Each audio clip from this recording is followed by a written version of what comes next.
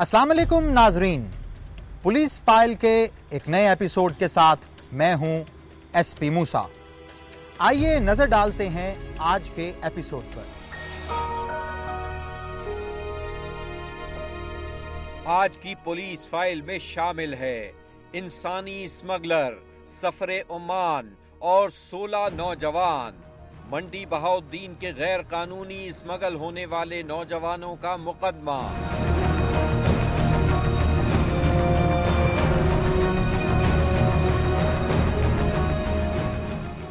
मेरी बात सुन, जो जमीन पड़ी है ना वो बेच दे और गाड़ी लेकर टैक्सी चला ले। लेकिन अब्बा, जमीन? एक दुखों के मारे की आप बीती देखिए मेरी कहानी में। वादों पे पूरे उतरे थानेदार न सरदार, मासूम फजीला कहाँ है? जैकमाबाद से फजीला सर की अगवा केस का फॉलो अप।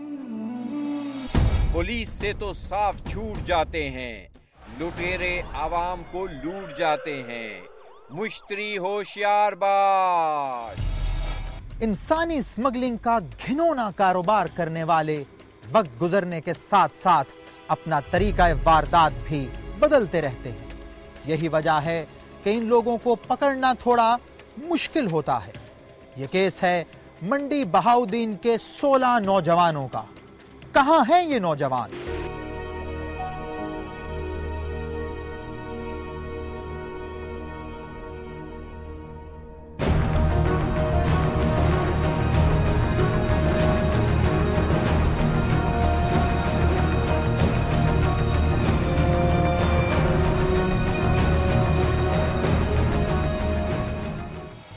मंडी बहाउद्दीन आजकल जुर्म के लिए साजगार है जिसकी जमीन, और लोग इंसाफ पाने से कोसों दूर हैं। इंसानी स्मगलिंग के खौफनाक वाकये से दो चार हुआ। मंडी बहाउद्दीन के नवाही इलाके मौजा जागो, चक बसावा, शहीदा वाली, सैदा और मलकवाल के सादा लोग शिकार हो गए बैरूने मुल्क भिजवाने वाले झूठे एजेंटों की चिकनी चुपड़ी बातों का।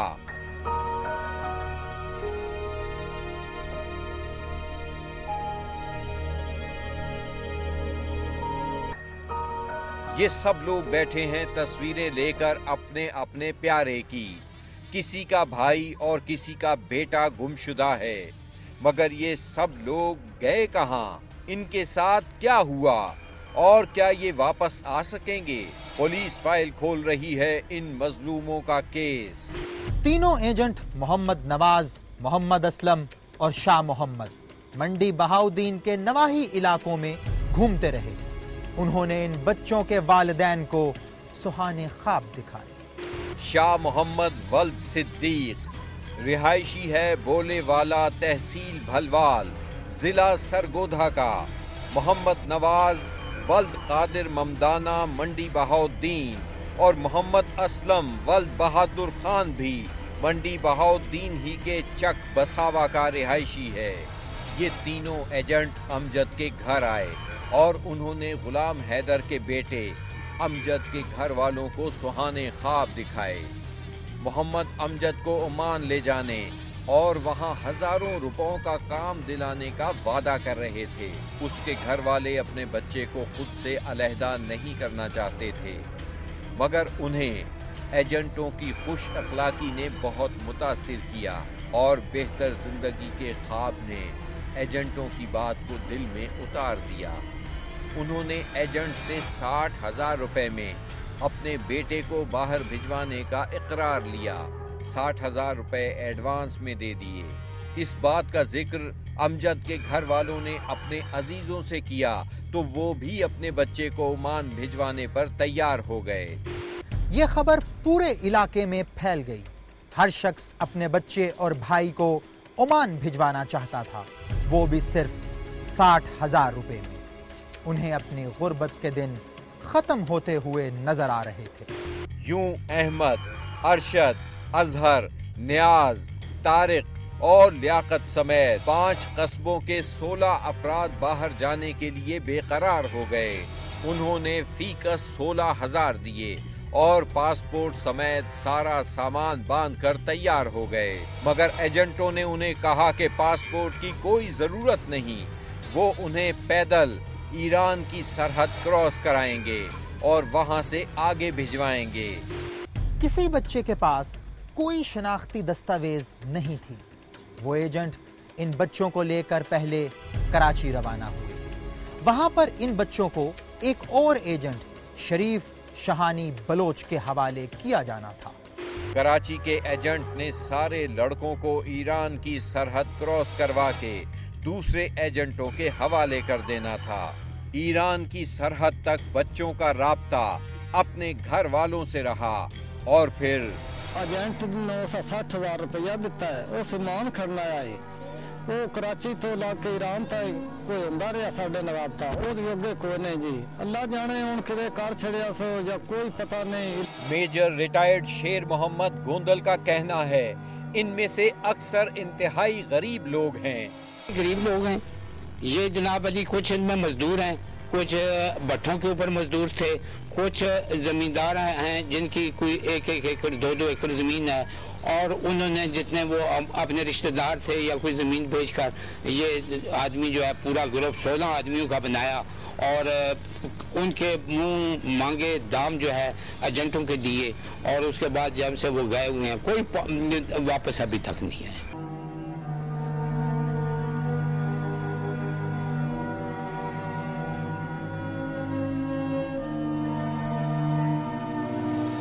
कराची तो आरान तो जड़ा ओमान लैके जाऊंगा ते अजे तक सन कोई पता नहीं कि भी किस पासे लाया ने किस पासे नहीं, सन जड़ा कोई राबता नहीं ओदे नाल, एजेंट नाल भी कोई साडा राबता नहीं। जद अठां ते पा के लै गए न पैसे लै गए न ते मुड़े ना कोई पता नहीं किदे कीता ने किदे नहीं कीता ने। असी रो रो के वाया साल आ गए, बड़े गरीब प्यो मर गया, बड़े वक्ती पड़िया छोर, बड़ा वक्ती पड़िया मुड़ा कोई मदद साडी करो, असी बड़े गरीब।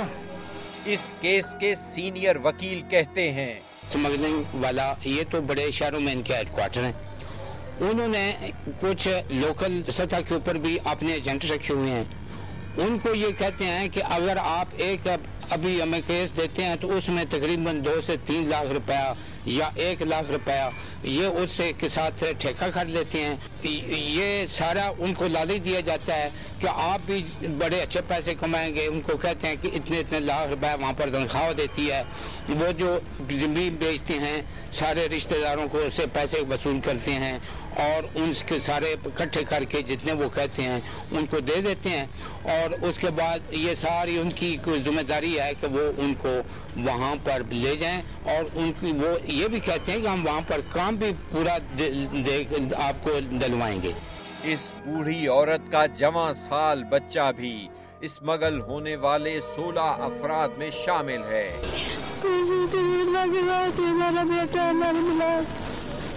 छोटे बेटे मैंने बड़े रास्ते में मेहनत मजदूरी करके पाले, उनका तो बाप भी नहीं सिर्फ जो उनकी तलाश करे मैं छोटा छोटा 2 बच्चे मेरे बच्चा में मिला दे, बेटा में मिला दे। 60,000 रुपया देता है तो एजेंट फ्रॉड कर गए, एजेंट लब देनी पे तो बच्चे का कोई पता नहीं, कोई मेहरबानी करो तो बच्चे दूर कर दो। इन मुतासरा लोगों के वकील कहते हैं अगर लॉ एनफोर्सिंग एजेंसीज चाहें तो तमाम गुमशुदा लोगों का खोज लगा सकती हैं। तो मेरे पास लोग आए थे, उनसे पता किया लेकिन इनके बारे में कोई ऐसी शहादत नहीं है कि ये किसी दरिया में या समुद्र में डूब गए हैं। ये लोग उनके कहने के मुताबिक अभी जिंदा हैं, लेकिन ये जो एजेंट हैं इन्होंने कहीं उनको गिरवी रखा हुआ है। लेकिन लोकल जो FIA है, पुलिस है, उसके बारे में इनकी कोई कोशिश नहीं है कि उनको रिकवर किया जाए। अगर ये कोशिश करें तो वो जहाँ भी उनका लोकेशन है या जहाँ पर रह रहे हैं उसका खोज निकल सकता है। हिचकियाँ ले लेकर रोती इस औरत के सर का साईं एजेंट के फ्रॉड की नजर हो गया। अब रोने के अलावा इसके पास कुछ नहीं।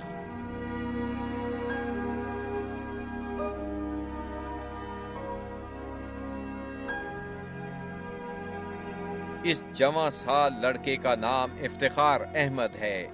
ये औरत इफ्तिखार की गरीब माँ है और हाथ में इफ्तिखार की तस्वीर लिए उसकी दादी और बाप गम की तस्वीर बने खड़े हैं।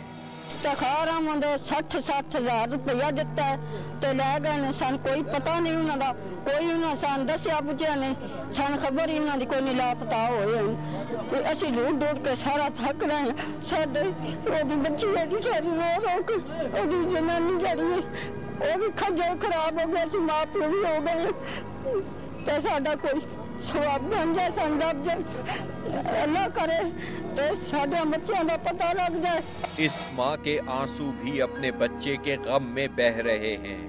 देखो मैं छोटे छोटे बच्चे ने रो रो के दिन भर रात जी ऐसे अन्ने हो गए हैं, जैसे रोटी पका के ऐसे कभी नहीं खाती। 2 साल कबल होने वाले इज्तिमाई इंसानी स्मगलिंग के इस वाक़े में नौजवानों के लवाहिकीन पहले अदालत गए।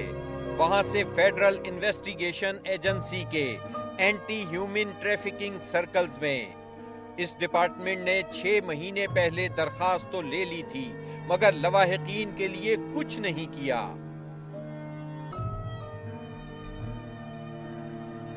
ये केस लड़ने वाले शेर मोहम्मद एडवोकेट कहते हैं इसका वाज़े कानून मौजूद है, मगर उस पर अमल करने वाले भी मुल्जिमान से मिले हुए हैं, इसीलिए वो बेबस हैं। ला तो बड़ा क्लियर है। Prevention and control human trafficking ordinance 2002 उसके सेक्शन 3 और 4 हैं मौजूद हैं, जिसके तहत जो FIA इन लोगों को मुकदमा दर्ज करती है। फोर्सिंग एजेंसी हैं, उनकी हमदर्दियाँ मुल्ज़म के साथ जो है वो फ़ौरन गहरी हो जाती हैं, तो वो वहाँ से ले जाते हैं और एक स्पेशल कोर्ट है जहाँ लाहौर में है, उसके पास ले जाते हैं। वहाँ पर उनका राजीनामा करा के पैसे तो वो कुछ आधे या तीसरा हिस्सा या चौथा हिस्सा दिलाकर राजीनामा करा देते हैं। लेकिन बात दरअसल ये है कि अगर वो राजीनामा करते भी हैं और पैसे भी दे देते हैं तो ये कंपाउंडेबल तो ऑफेंस नहीं है और उनकी इस तरीके से एडमिशन भी हो जाती है, लेकिन अदालतें भी जो हैं उनको छोड़ देती हैं। तो ये सज़ा ना होने की वजह से ये जो है जुर्म हमारे इलाके में खासकर मंडी बहाउद्दीन में और साथ ही गुजरात में है। SP मूसा विफाकी वजीर दाखिला रहमान मलिक और डायरेक्टर जनरल FIA से अपील करता है कि वो इस केस का फौरी नोटिस लें और बिछड़े हुए बच्चों को उनके वालिदैन से मिलवाएं और मुल्जिमान को कानून के कटहरे में लाकर करार वाकई सजा दें। मेरी बात सुन, जो जमीन पड़ी है ना वो बेच दे और गाड़ी लेकर टैक्सी चला ले। लेकिन अब्बा जमीन। ब्रेक के बाद देखिए एक दुखों के मारे की आप बीती, देखिए मेरी कहानी में।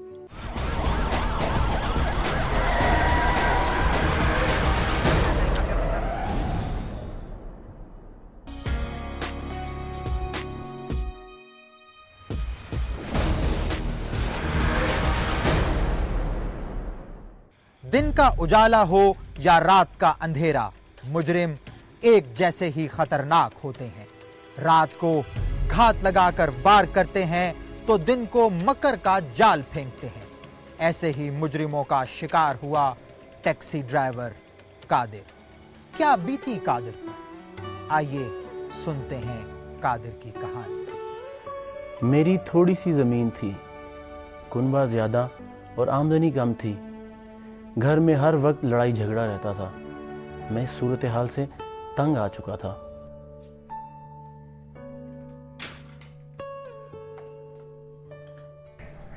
क्या हुआ बेटा, आज फिर गुस्से में? क्या करूं अब्बा, इतनी मेहनत तो करता हूं फिर भी पूरी नहीं पड़ती। मेरी बात सुन, जो जमीन पड़ी है ना वो बेच दे और गाड़ी लेकर टैक्सी चला ले। लेकिन अब्बा जमीन। जिंदगी आसान करनी जरूरी है, ये चीजें तो आती जाती हैं, फिर ले लेंगे। मैंने अब्बा की बात मानकर टैक्सी ले ली। घर के हालात बेहतर हो गए। एक दिन मैं अड्डे पर खड़ा था कि कुछ लोग आए। अस्सलाम वालेकुम जी। वालेकुम अस्सलाम। मरीज के जाना भाईजान? बैठो चलते हैं। पैसे कितने होंगे? जो मुनासिब है दे देना। भाईजान पहले तय कर लें, बाद में मसला बंद। आप 1000 रुपया दे देना। ठीक है जी, ठीक है, चले ठीक है।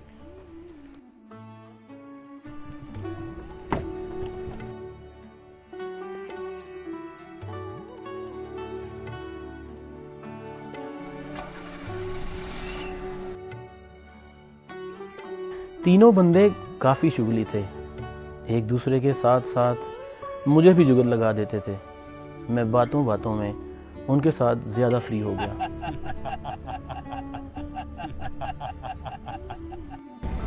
कितने भाई हो? कल्ला ही जी। वाला साहब क्या करते हैं? बस 2-3 किले ज़मीन है, उसी को देखते हैं। गाड़ी तो अपनी है ना? हाँ जी अपनी है जी। अब कोई बात नहीं, फिक्र ना किया कर, अल्लाह मदद करने वाला है। हाँ जी बस। मुझे उनके साथ इतना फ्री नहीं होना चाहिए था। मैंने तो उनको सारा घर का और दिल का हाल बता दिया था। मुझे नहीं पता था कि वो किस नीयत से मुझे लेकर आए थे। मुरीद के से थोड़ी दूर उन्होंने मुझे एक कॉलोनी में चलने को कहा और एक घर के आगे गाड़ी रोकने का कहा। ब्रेक लगते ही एक हाथ मेरे मुंह पर आया और फिर मुझे कुछ होश ना रहा।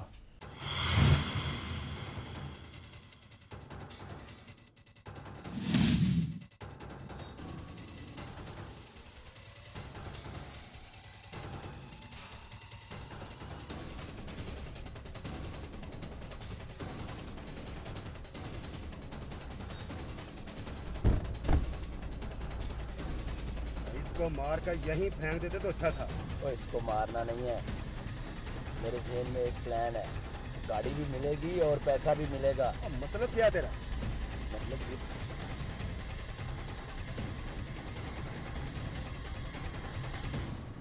तो अगर इसके बाप ने पैसा ना दिया तो देगा कैसे नहीं, अकेला अकेला बेटा है उसका, सब कुछ बेचकर भी पैसे देने पड़े तो देगा वो।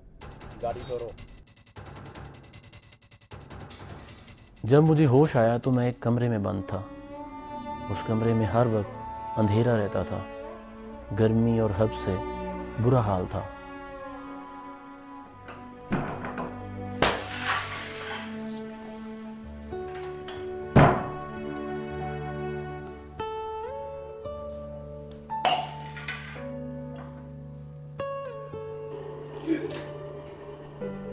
मुझे नहीं पता कि मैं इस कमरे में कितने दिन रहा। इस दौरान उन्होंने मेरे घर वालों से राब्ता भी कर लिया था। क्या बात है बाबा, लड़का नहीं चाहिए? कुछ तो खुदा का खौफ खाओ। ऐसा क्यों कर रहे हो तुम? 10 लाख की रकम का जल्दी से बंदोबस्त कर ले, वरना बेटे की लाश पे बैन करता फिरेगा। समझ गया, समझ गया, समझ गया। मेरे बाप ने बाकी की ज़मीन बेचकर रकम का बंदोबस्त कर लिया। उन्होंने मेरे बाप को जगह बता दी जहां पर रकम देनी थी।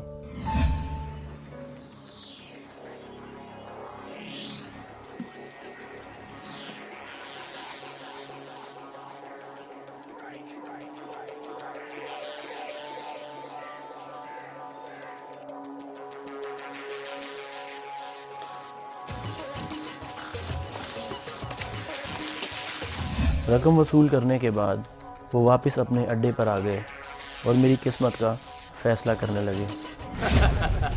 पैसे तो मिल गए हैं, अब इस लड़के का क्या करना है? तो इसको इधर ही छोड़ जाते हैं, बच गया तो इसकी किस्मत। तुम लोग निकलने की तैयारी करो। मेरे बाप ने हिम्मत करके पुलिस को बता दिया था।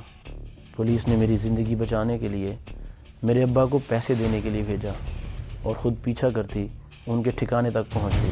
ठीक है।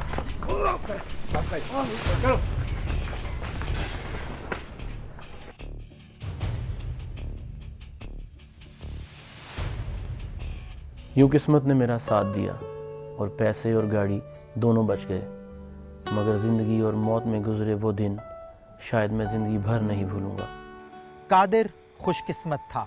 कि उसकी जान भी बच गई और पैसे भी।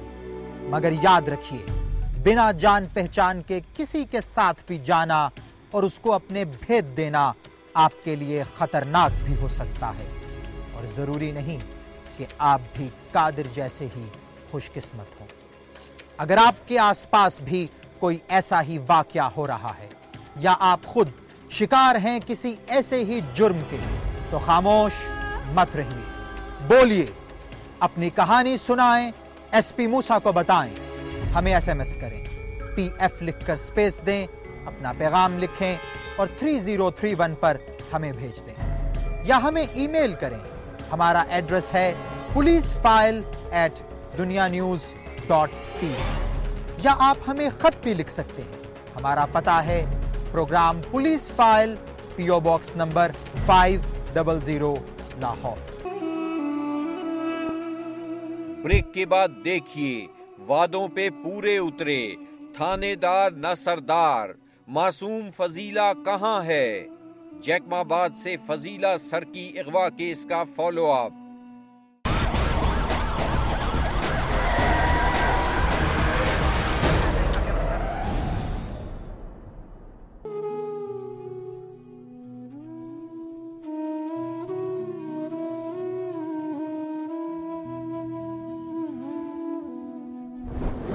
एसपी मूसा, जैकबाबाद गड़ी हसन की फजीला सरकी का केस इससे पहले आपके सामने 2 बार ला चुका है। फजीला 4 साल कबल अगवा की गई थी। उसके केस ने लिया था एक नया मोड़। फजीला सरकी के केस में अब तक मजीद क्या पेशरफ्त हुई है, ये दिखाने से पहले हम आपको दिखाते हैं फजीला पर दिखाए गए पिछले प्रोग्रामों की चंद झलकियां। यह है फजीला की तस्वीर। 7 साल की फजीला घर से बाहर निकली। उसे गली की दूसरी जानिब बने होटल तक जाना था। ये है वो होटल जहां मासूम फजीला चाय लेने आई थी। सारा गांव ढूंढा, फजीला वापस नहीं आई। दोनों मियां बीवी अपनी कमसिन बच्ची की तलाश में निकल गए। फजीला का पता कहीं से ना मिला। यह है गढ़ी हसन पुलिस स्टेशन। अब्दुल रजाक सुबह पुलिस स्टेशन पहुंचा, मगर पुलिस ने कर दिया मुकदमा दर्ज करने से साफ इनकार। ये है इसी इलाके के मशहूर डकैत बुड्ढो सरकी की तस्वीर। अब्दुल रजाक को पता चला कि उसकी मासूम बच्ची बुड्ढो सरकी की कैद में है। बुड्ढो सरकी ने तलब किया भारी तावान, मगर कहां से देगा तावान के पैसे ये गरीब बाप। 7 महीने तक गढ़ी हसन थाने में फजीला के अगवा की FIR न कट सकी, और इसकी वजह थी उस वक्त के DPO मुनीर खोड़ो और बुड्ढो सरकी के ताल्लुकात। पुलिस ने फजीला की बाजियाबी के लिए छापे मारे और गिरफ्तार किया 3 मुल्जिमों को। क्या ये 3 मुल्जिम बुड्ढो सरकी गैंग से ताल्लुक रखते थे? क्या इनके पास थी मासूम फजीला? फिर एक दिन इस गरीब की आखिरी उम्मीद दम तोड़ गई थी जब बुड्ढो सरकी की मौत की खबर आई। फजीला के लिए तावान का तकाजा करने वाला डाकू मर चुका था। ये है वो कब्र जहां बुड्ढो सरकी को दफनाया गया। बुड्ढो सरकी जानता था कि फजीला कहां है, मगर ये कब्र अब्दुल रजाक को कैसे बताएगी कि उसकी बेटी कहां है? फजीला सरकी अभी तक बाजियाब नहीं हुई। पुलिस फाइल की टीम इस केस के हर पहलू पर रखे हुए है कड़ी नजर। DPO जैकबाबाद परवेज चांडियो से दुनिया न्यूज ने फजीला सरकी केस की ताज़ा तरीन सूरत हाल दरियाफ्त की। फजीला का केस जो है तकरीबन आज से 4-4.5 साल पुराना केस है। एक बच्ची थी 4-5 साल की जिसको जो है किडनैप किया गया गढ़ी हसन थाने के हदूद से। उसकी FIR भी लॉन्च है। उस वक्त honourable supreme court of Pakistan ने जो है इसका सू मोटो एक्शन भी लिया है, और हम जितने भी पुलिस की कारकर्दगी लास्ट 4 साल से चल रही है वो हम इंटीमेट भी कर रहे हैं सुप्रीम कोर्ट ऑफ पाकिस्तान को। जहाँ तक बात अभी जो है लेटेस्ट वो यही है कि असल में एक जो डाकू था बुड्ढो सरकी, जिसको जो इनकाउंटर में शिकारपुर पुलिस के साथ मारा गया है, ही वॉज द पर्सन जो इसको किडनैप करने वाला था, और उसके जो एसोसिएट्स थे जितने भी वो सारे जेल में हैं। अभी सेंट्रल जेल जैकबाबाद जो है वहाँ पे वो कैद हैं। मगर हाल ही में बुड्ढो सरकी के दस्ते रास्त करीम बख्श सर्की को अदालत ने जमानत पर रिहा कर दिया है और फजीला का बाप घिर गया एक नई मुश्किल में। बुड्ढो सर्की जो था फजीला का अगवाकार, पुलिस मुकाबले में मारा गया था। पुलिस ने बना लिया इस बात को अपने लिए एक बहाना। वो कहते हैं तमाम राज बुड्ढो सर्की के साथ दफन हो गए।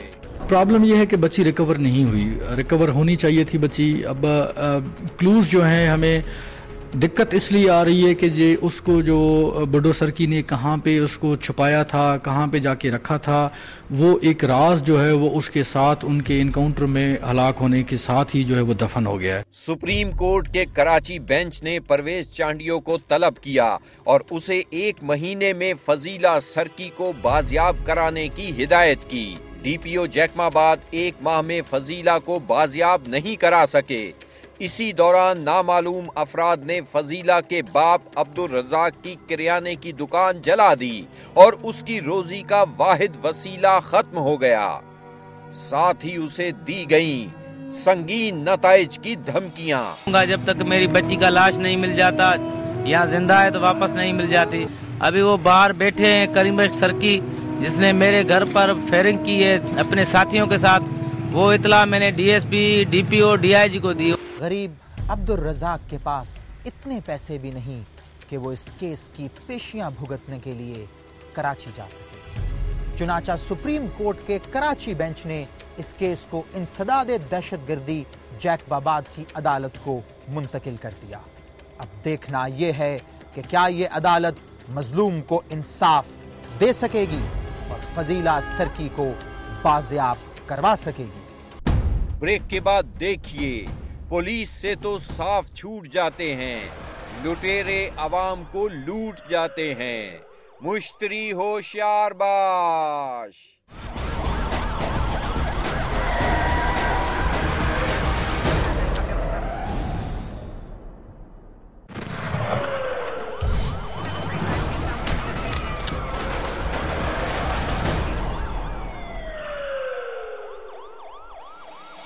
खबरदार, क्या आप काम करने के लिए मुल्क से बाहर जाना चाहते हैं? अगर आपका जवाब हाँ में है तो याद रखिए, मुख्तलिफ जराए से मुल्क से बाहर भिजवाने वाले बहुत से लोगों के एड्रेसेस आपको मिल जाएंगे, जो राब्ता करने पे आपको वाकई दूसरी दुनिया पहुंचा देंगे।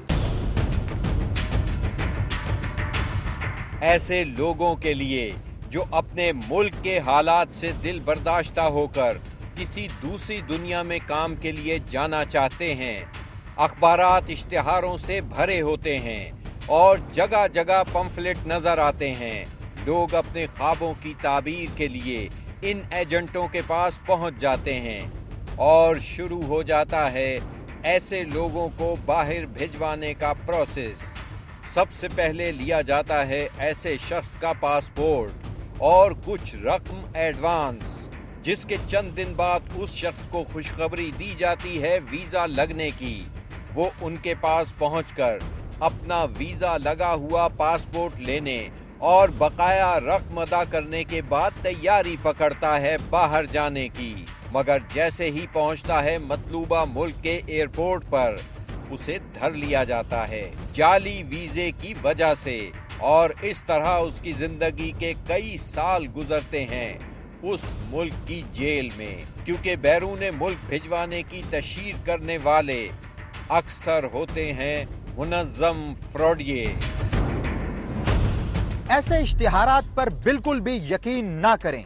हम आपको होशियार करते हैं ऐसे फ्रॉड करने वाले लोगों के नित नए तरीकाए वारदात से, क्योंकि वो अपने ही दफ्तर में बैठकर जाली वीजे लगाकर ना सिर्फ आपको आपके सरमाए से महरूम करते हैं, बल्कि आपको जेल की राह भी दिखाते हैं। ऐसे फ्रॉडियों से मुश्तरी होशियार बाश। रमजान के इस बरकतों वाले महीने में अगर कोई आपको अल्लाह के घर जाने के लिए उम्रे का टिकट जीतने की खुशखबरी दे, तो शायद ही कोई ऐसा मुसलमान होगा जो खबर देने वाले से राब्ता ना करे। लेकिन ऐसा भी हो सकता है कि यह सब झूठ हो। जी हाँ, हो सकता है इस बाबरकत महीने में आपको मोबाइल फोन पर SMS या कॉल की सूरत में आगाह किया जाए कि आप जीत चुके हैं कुरान अंदाजी में उम्रे का टिकट। इस तरह आपके जवाब देने की सूरत में आपको उसकी तफसीलात से आगाह करने के बाद बताया जाता है कि ये टिकट हासिल करने के लिए सिर्फ वीज़ा और प्रोसेसिंग फीस आपको अदा करनी पड़ेगी, जो कि होगी 10 या 12 हजार रुपए। सिक्का रायजुल वक्त। बस ये सुनते ही आप तैयार हो जाते हैं ये पैसे देने के लिए, क्योंकि उम्रे पर जाने की ये कीमत कुछ भी नहीं होती।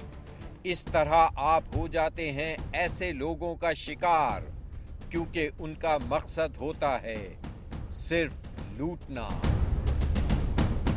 खबरदार, इन पैगामात के जरिए हम आपको होशियार करते हैं लुटेरों के नित नए तरीकाए वारदात से, ताकि आप उनकी लूट से बच सकें। मगर इसके लिए जरूरी है कि आप इन SMS और आने वाली कॉल की अच्छी तरह जांच पड़ताल करने के बाद ही कोई अमली कदम उठाएं, वरना वो आपको लूट भी सकते हैं। मुश्तरी होशियार बाश। अगर आपके साथ भी हुई है कोई नाइंसाफी या आप गवाह हैं किसी जुर्म के, तो खामोश मत रहिए, बोलिए, अपनी कहानी सुनाएं, SP मूसा को बताएं। हमें SMS करें, PF लिखकर स्पेस दें, अपना पैगाम लिखें और 3031 पर हमें भेज दें, या हमें ईमेल करें। हमारा एड्रेस है policeFile@dunianews.tv। आप हमें ख़त भी लिख सकते हैं। हमारा पता है programme police file, PO box number 500 Lahore. अपना और अपने इर्द गिर्द वालों का ख्याल रखिएगा। आपसे मुलाकात होगी पुलिस फाइल के अगले एपिसोड में। तब तक के लिए SP मूसा और उसकी इन्वेस्टिगेशन टीम को इजाज़त दीजिए। खुदा हाफिज।